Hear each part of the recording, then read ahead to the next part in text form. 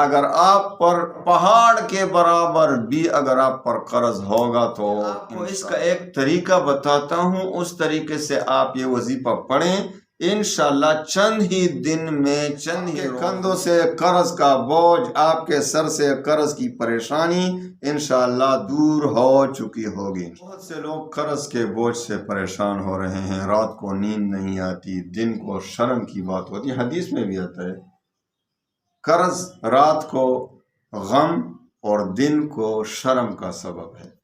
کیوں؟ رات کو پریشانیوں میں سوتے ہو، بھائی اتنا قرض ہے مجھ پر، یہ کس طرح ادا کیا جائے گا، اس کا تو کوئی مجھے امکان ہی نہیں نظر آ رہا۔ مجھے بہت سے فون آ رہے ہیں واٹس ایپ پہ، مجھ پر حضرت مولانا صاحب مجھ پر کروڑوں کا قرض ہے، تو کوئی وظیفہ بتا دیں۔ تو ایسا وظیفہ انشاءاللہ دوں گا کہ اس میں کسی قسم کا کوئی شک ہی نہیں۔ جو بات محمد مصطفیٰ صلی اللہ علیہ وسلم سے ثابت ہو اس میں شک ہو ہی نہیں سکتا۔ لیکن ہمیں کیا چاہیے؟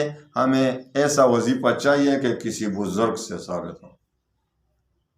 جب ہم سنتے ہیں کہ حضور صلی اللہ علیہ وسلم سے ثابت ہے تو ہمیں کیوں خوشی حاصل نہیں ہوتی؟ حالانکہ اس میں کسی قسم کا شک ہی نہیں۔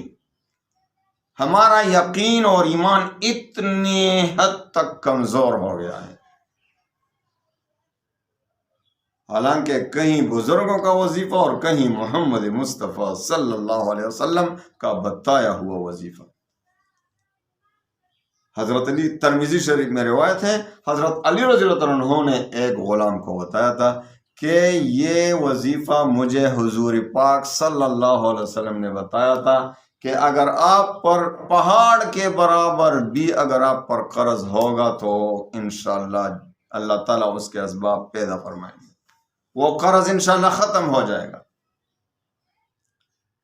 تو میں آپ کو اس کا ایک طریقہ بتاتا ہوں، اس طریقے سے آپ یہ وظیفہ پڑھیں، انشاءاللہ چند ہی دن میں چند ہی روز میں آپ کو خود بخود اس کے آثار نظر آئیں گے کہ انشاءاللہ میرا قرض ابھی انشاءاللہ ختم ہو جائے گا، کوئی دروازے کسی طرف سے وہ میرا قرض ادا کرا دیا جائے گا انشاءاللہ۔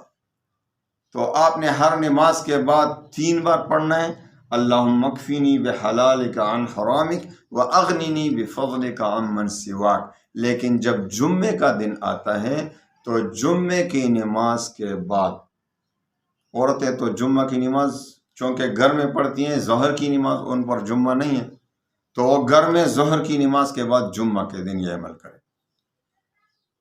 مرد مسجد میں جمعات کی نماز کے بعد، اور عورتیں اپنے گھر میں جب ظہر کی نماز جمعہ کے دن پڑھیں تو اپنی حالت پر یعنی التحیات کی شکل میں بیٹھے رہیں اور پہلے 7 بار درود شریف پڑھیں، جو بھی درود آپ کو یاد ہو، اور اس کے بعد 70 مرتبہ اللہم اکفینی بحلالک عن حرامک واغننی بفضلک عمن سواک۔ دعا مانگنے کے انداز میں، پڑھنے کے انداز میں نہیں، پڑھنے کے انداز میں نہیں، اللہم اکفینی بحلالک عن حرامک واغننی بفضلک عمن سواک، اللہم اکفینی بحلالک عن حرامک واغننی بفضلک عمن سواک۔ یہ دعا ہے، اس سے کیا ہوگا؟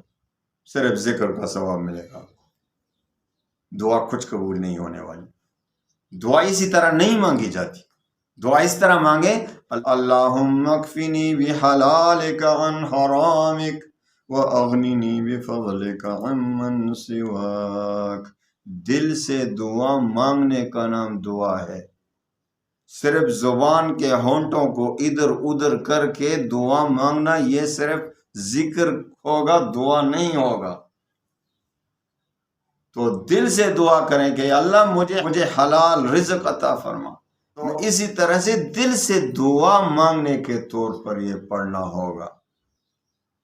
معنی پہ غور کریں اور اس کے بعد یہ اسی طرح پڑھیں، انشاءاللہ چند جمعے نہیں گزرے ہوں گے کہ آپ کے کندھوں سے قرض کا بوجھ، آپ کے سر سے قرض کی پریشانی انشاءاللہ دور ہو چکی ہوگی انشاءاللہ۔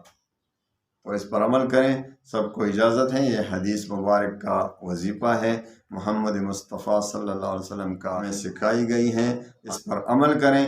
اللہ تعالیٰ تمام مسلمانوں کی پریشانیوں کو خوشیوں میں تبدیل فرمائے. اللہ تعالیٰ تمام مسلمانوں کے کندھوں سے، کے سروں سے یہ قرض کا جو بوجھ اور پریشانی ہے اس کو اپنے فضل و کرم سے دور فرمائے. وآخر دعوانا ان الحمدللہ.